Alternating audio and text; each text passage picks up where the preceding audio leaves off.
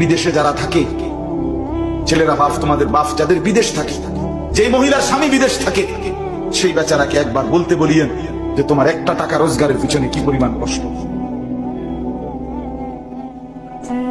কি পরিমাণ কষ্ট করে।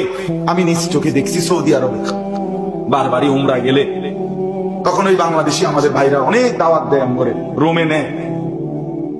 ওই যে মোবাইলে বয়ান শুনে, যার কারণে চিনে, দেখলেই জড়ায় ধরে রুমে নেয়। গিয়া দেখি 12 জন 14 জন একটা রুমে ফ্লোরের মধ্যে থাকে, নিজেরা রান্না খায়। এক ছেলে আমার বলতেছে, হুজুর আমি 11টা বছর আজকে বাড়ির থেকে আসছি হুজুর, বাবার ঋণ শেষ হয় নাই, জমি জামা কেমনে কেমনে অনেক কিছু বাবা ঋণে, এই পরিবারের ঋণ এখনো শোধ করতে পারি নাই, এই জন্য হুজুর এখনো বাইর যায়নি। 11টা বছর মাকে দেখে না, বাপকে দেখে না।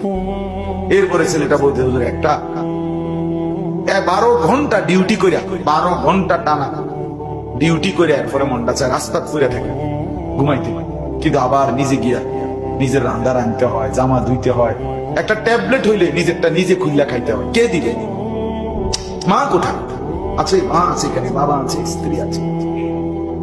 এতটা কষ্টের টাকা, এতটা।